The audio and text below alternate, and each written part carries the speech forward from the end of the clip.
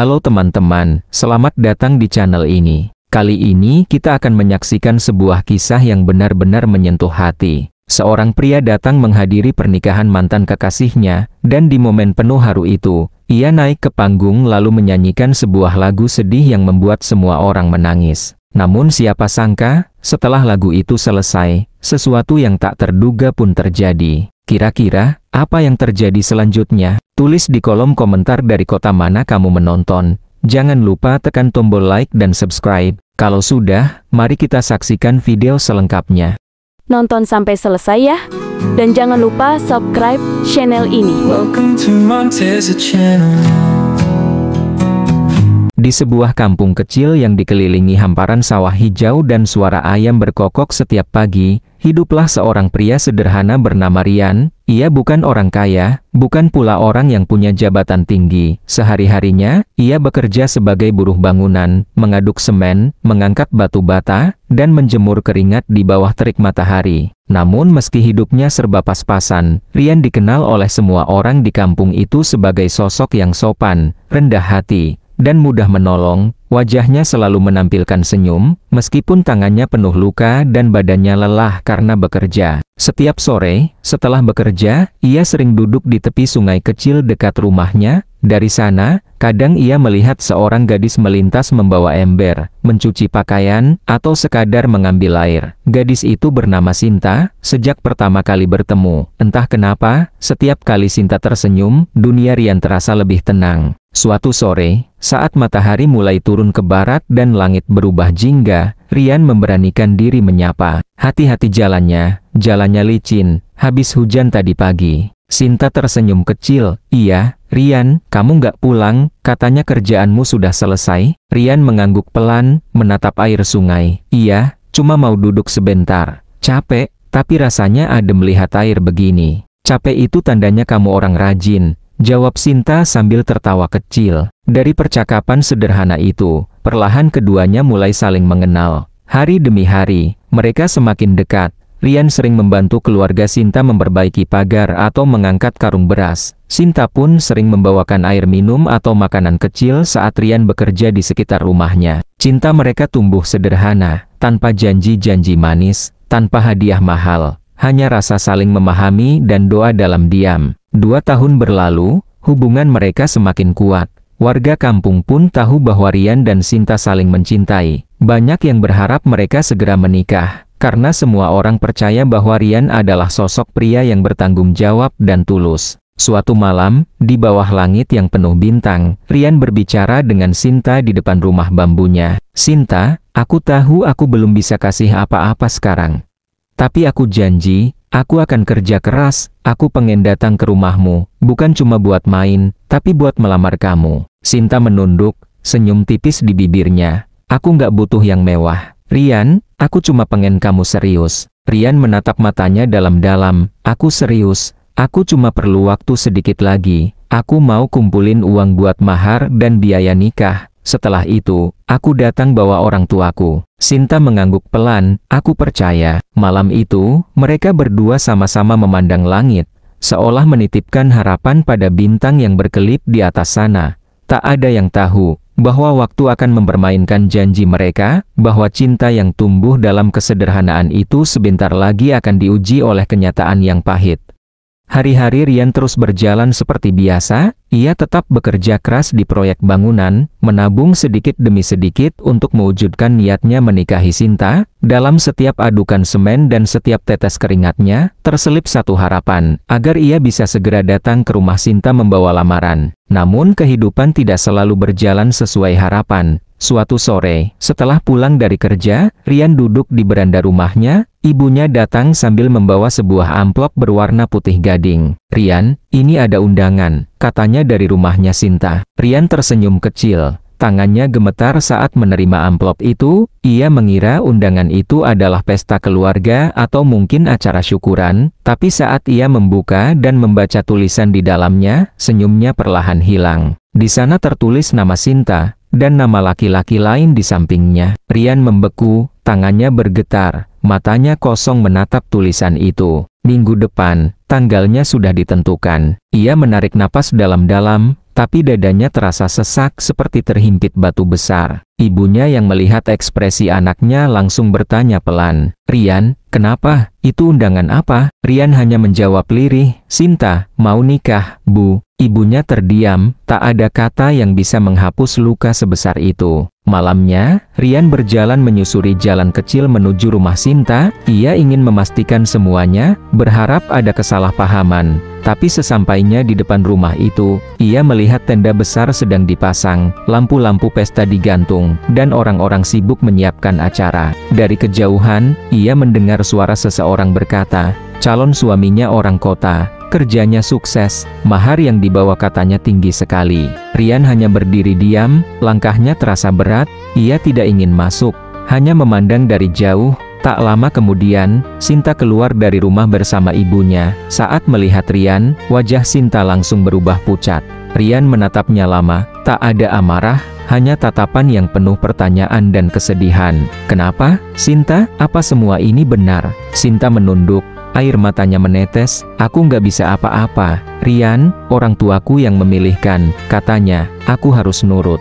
Tapi, kamu tahu aku sedang berusaha. Aku kerja tiap hari buat masa depan kita." Sinta terisak. "Aku tahu, Rian, aku tahu kamu baik. Tapi aku nggak bisa melawan mereka, semua sudah disiapkan, aku cuma minta maaf." Rian menghela napas panjang, menatap tanah. "Jadi ini akhirnya ya, Sin?" Sinta hanya terdiam, tak sanggup menjawab. Angin sore berhembus pelan, membawa suara gamelan latihan dari dalam rumah, seolah menertawakan kisah cinta yang kandas sebelum sempat berbuah. Rian melangkah pergi tanpa menoleh lagi. Di setiap langkahnya, ada kenangan 2 tahun yang tiba-tiba terasa sia-sia. Malam itu, ia duduk di bawah pohon di tepi jalan, menatap undangan yang kini basah oleh air matanya. Ia menggenggamnya erat, lalu berkata lirih, "Selamat ya, Sinta, semoga kamu bahagia." Namun jauh di lubuk hatinya, ia tahu ada sesuatu yang patah, sesuatu yang tidak akan pernah sama lagi. Aku tersenyum meski perih melepasmu dengan hati yang berat.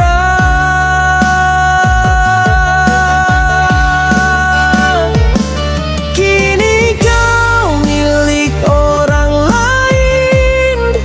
Hari itu akhirnya tiba. Matahari bersinar terik, memantulkan cahaya di atap rumah-rumah kampung yang ramai dihiasi janur kuning dan pita-pita warna-warni. Musik organ tunggal terdengar dari kejauhan, bersaing dengan suara tamu undangan yang bercakap-cakap di bawah tenda besar. Hari itu seharusnya menjadi hari yang bahagia setidaknya bagi mereka yang sedang menikah, tapi tidak bagi seseorang yang sedang berjalan pelan di jalanan berdebu, mengenakan kemeja putih sederhana yang mulai pudar warnanya. Itu Rian. Dengan langkah tenang namun berat, ia datang ke pernikahan Sinta. Beberapa warga yang melihatnya saling berbisik pelan. "Itu Rian ya?" "Iya, kasihan. Katanya dulu mereka pacaran. Padahal si Rian itu anaknya baik, sopan, rajin kerja." Rian tersenyum kecil setiap kali ada yang menatapnya iba. Ia tidak datang untuk membuat keributan, ia datang karena ingin menuntaskan sesuatu di dalam hatinya, mungkin rasa penasaran, mungkin juga perpisahan yang belum benar-benar ia ucapkan. Begitu sampai di depan pelaminan, langkahnya sempat terhenti. Sinta duduk di sana dengan kebaya putih,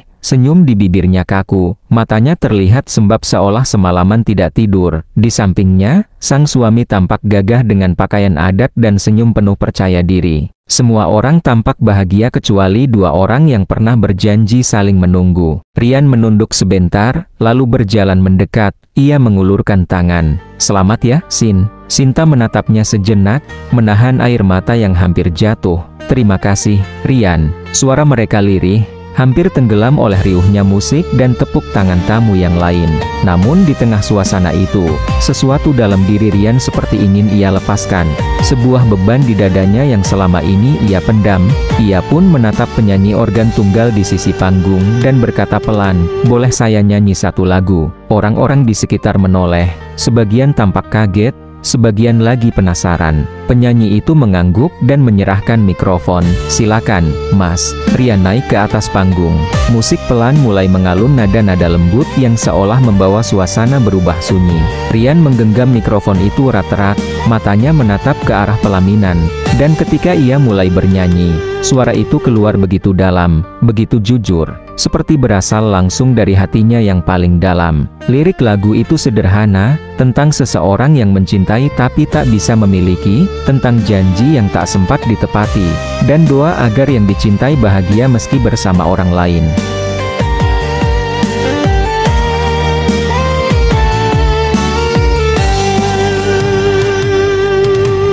Dulu kita berjalan seiring, menyusun mimpi di setiap pagi, tertawa di bawah hujan yang ringan. Hatiku selalu dekat denganmu.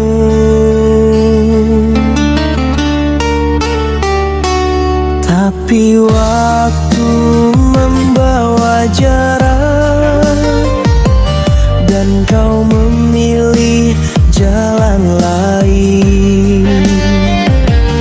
Aku tersenyum meski perih melepasmu dengan hati yang berat.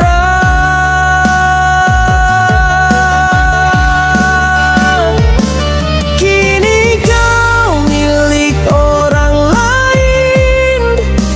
Aku hanya bisa diam dan mengingat setiap tawa, setiap sentuhan. Kenangan indah takkan pernah hilang, meski harus rela melepasmu. Cinta kita tetap hidup di hatiku.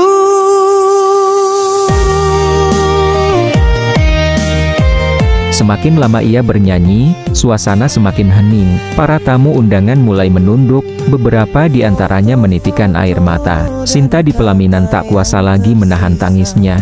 Ia menunduk, bahunya bergetar. Suaminya menatap heran, sementara kedua orang tuanya tampak gelisah. Namun Rian terus bernyanyi, dengan mata berkaca-kaca, setiap kata yang keluar seperti pisau yang perlahan mengiris hatinya sendiri. Sampai akhirnya lagu itu usai. Rian menunduk, mengembalikan mikrofon, lalu menatap pelaminan sekali lagi. Ia tersenyum lembut, meski matanya basah.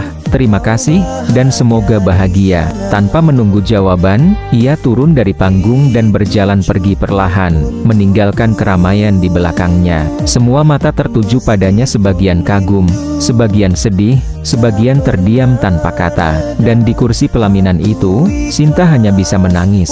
Ia tahu, tak akan ada lagi lelaki sebaik dan setulus itu yang akan mencintainya dengan cara seperti Rian.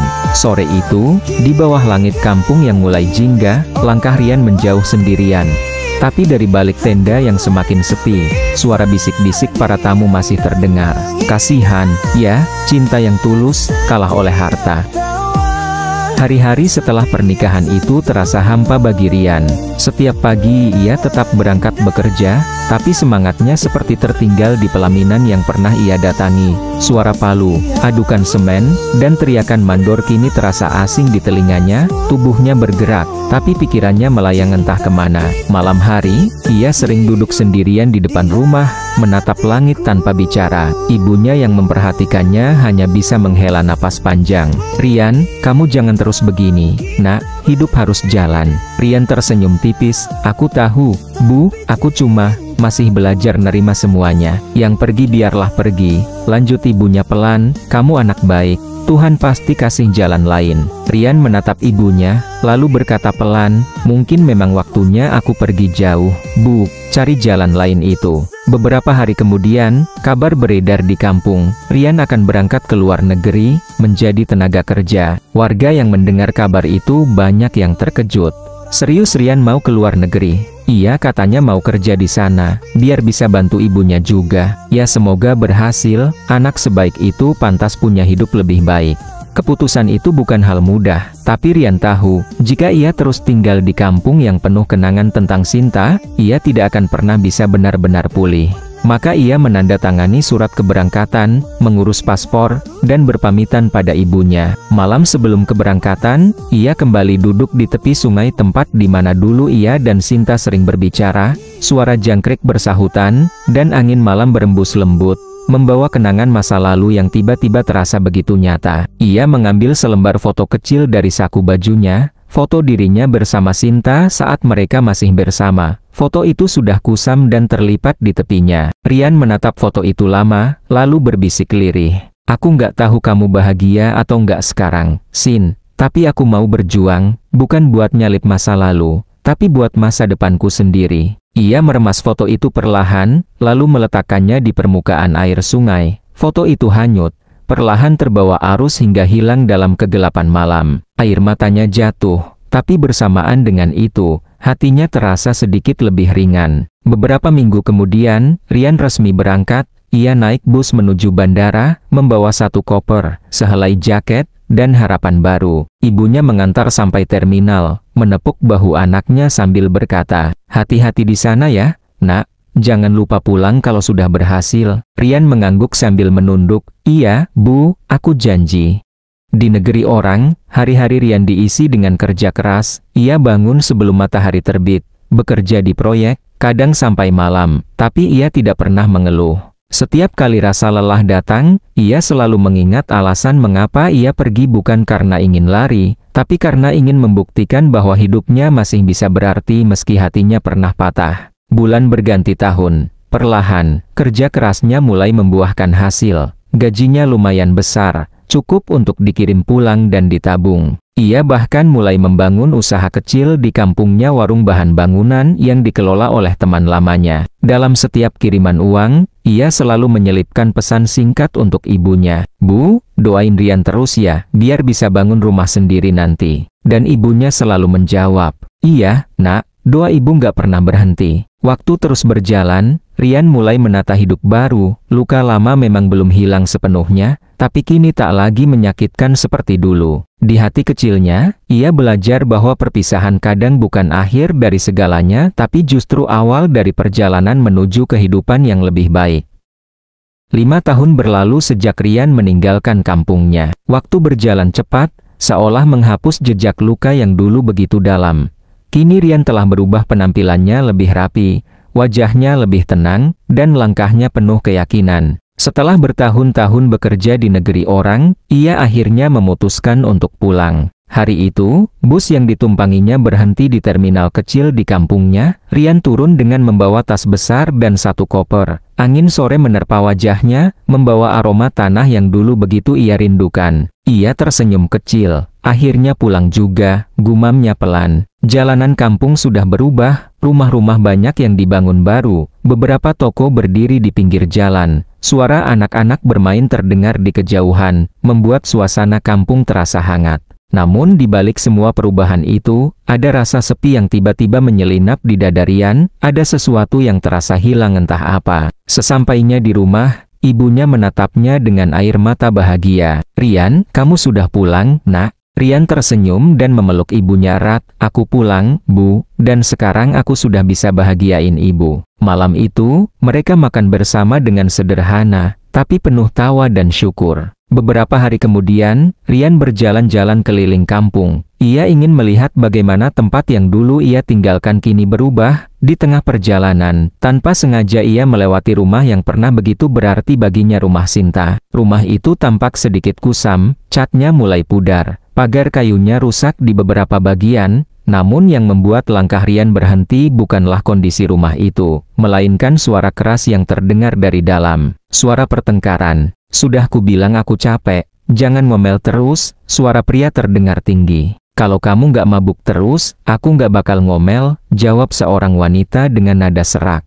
Rian mengenali suara itu, Sinta. Ia menoleh pelan. Dari bawah kolong rumah, terlihat Sinta dan suaminya sedang bertengkar hebat. Wajah Sinta tampak pucat dan lelah, sementara suaminya terlihat marah, matanya merah karena mabuk. Tak jauh dari mereka, seorang anak kecil duduk di tanah, menangis sambil memeluk boneka lusuh. "Bu, aku mau es krim." Sinta menunduk, air matanya jatuh. "Maaf ya, Nak, belum ada uang." Rian berdiri diam di balik pohon besar, menyaksikan semua itu tanpa suara. Hatinya bergetar, gadis yang dulu ia cintai, yang dulu tampil ceria dengan senyum hangat, kini terlihat rapuh dan hilang arah. Ia ingin menghampiri, tapi kakinya tak sanggup melangkah. Ia tahu, ini bukan tempatnya lagi. Dengan langkah berat, Rian berbalik dan pergi. Sepanjang jalan, pikirannya berputar tak tentu arah. Ia mencoba menenangkan diri, tapi bayangan Sinta terus muncul di benaknya. Wajah yang dulu ia cintai, kini tenggelam dalam kehidupan yang tidak bahagia. Malamnya, Rian duduk di beranda rumahnya, ibunya datang membawa teh hangat. "Dari mana, Nak?" "Cuma keliling kampung, Bu." Ibunya menatapnya pelan. "Kamu lihat sesuatu?" Rian diam sesaat, lalu menjawab lirih, "Kadang hidup itu aneh, Bu. Yang kita perjuangkan habis-habisan, justru bukan yang akhirnya kita miliki." Ibunya tersenyum lembut, "Tapi yang kamu lakukan dulu itu benar, Nak. Kamu mencintai dengan tulus, itu cukup." Rian mengangguk pelan, "Iya, Bu, mungkin ini cara Tuhan bilang kalau aku harus benar-benar ikhlas." Beberapa hari berlalu, Rian mulai menyesuaikan diri dengan kehidupan kampung lagi. Ia mengunjungi usahanya yang kini sudah berkembang, banyak orang menghormatinya. Tapi di dalam hatinya, ada perasaan yang belum selesai, perasaan iba, mungkin juga rindu, pada seseorang yang dulu begitu berarti. Dan di satu sore, saat matahari mulai turun di balik bukit, Rian menatap langit yang berwarna jingga keemasan. Ia tersenyum pahit dan berkata dalam hati, 5 tahun aku berjuang untuk melupakanmu, Sin, tapi mungkin Tuhan cuma mau aku belajar memahami arti kehilangan. Beberapa minggu setelah kepulangannya, kampung itu tampak lebih hidup dari biasanya. Lapangan dekat balai desa dipenuhi tenda dan lampu warna-warni. Ada acara musik rakyat, hiburan sederhana yang selalu dinantikan warga setiap tahun. Suara dangdut menggema di udara malam, bercampur dengan aroma sate dan jagung bakar. Rian datang malam itu, bukan untuk berpesta, tapi sekadar ingin menikmati suasana kampung yang lama ia rindukan. Ia berdiri di antara kerumunan orang, tersenyum kecil melihat anak-anak berlarian dan orang tua yang ikut berjoget dengan gembira. Namun senyum itu perlahan hilang ketika matanya menangkap sosok yang tak asing di tengah keramaian. Sinta. Ia berdiri di dekat panggung, matanya sayu, bergoyang dengan langkah yang goyah, tertawa tapi dengan tawa yang terasa hampa. Baju yang dikenakannya sedikit kusut. Rian terdiam lama, hatinya terasa nyeri. Sinta yang dulu ia kenal gadis yang sopan, lembut, penuh tawa, kini tampak seperti bayangan dirinya yang lain. Luka hidup telah mengubahnya menjadi seseorang yang Rian hampir tak kenal lagi. Ia menunduk, tak sanggup menatap lebih lama. "Aku nggak mau ganggu, dia sudah punya hidupnya sendiri," gumamnya pelan. Ia berbalik, berjalan meninggalkan keramaian. Langkahnya cepat, seolah ingin segera pergi dari semua kenangan itu. Tapi tepat ketika ia hendak naik ke mobilnya, terdengar suara yang membuatnya berhenti. "Rian." Ia menoleh. Sinta berdiri di belakangnya, matanya sembab, pipinya basah oleh air mata. Suaranya paruh saat kembali memanggil. "Rian." Rian menatapnya lama. "Hai, Sin," katanya pelan. Sinta mendekat, langkahnya gemetar. "Kamu beneran udah pulang?" Aku nggak nyangka masih bisa ketemu kamu." Rian mengangguk. "Iya, aku baru beberapa minggu di sini." Mereka terdiam lama, hanya suara jangkrik dan musik dari kejauhan yang terdengar samar. Sinta memegang lengan bajunya, suaranya bergetar. "Aku minta maaf, Rian, dulu aku bodoh, aku nurut sama orang tua, aku tinggalin kamu, aku kira aku bakal bahagia, tapi ternyata, aku salah." Rian menatap wajahnya, wajah yang dulu ia hafal setiap detailnya, kini terlihat lebih lelah. Tapi di balik itu masih ada sisa kelembutan yang sama. "Sinta," katanya lembut, "kita semua pernah salah. Aku juga salah karena dulu terlalu percaya bahwa cinta cukup untuk melawan segalanya. Ternyata nggak sesederhana itu." Sinta menangis makin keras. "Aku nyesel, Rian, kalau waktu bisa diulang, aku bakal pilih kamu. Aku nggak butuh mahar, nggak butuh pesta, aku cuma butuh kamu." Rian menunduk, menggenggam jemarinya sebentar, lalu melepaskannya perlahan. "Waktu nggak bisa balik, Sin, sekarang aku udah punya jalan hidupku sendiri. Aku udah bertunangan, aku datang ke sini cuma pengen lihat kampung, dan ternyata, masih ada yang belum benar-benar hilang dari hatiku, tapi kita nggak bisa lagi. Sinta menatapnya dengan mata merah dan suara bergetar. Jadi ini akhir kita, ya? Rian mengangguk pelan, akhir yang sebenarnya sudah dimulai 5 tahun lalu. Mereka berjalan pelan ke tepi empang di dekat lapangan, tempat yang agak sepi dari keramaian.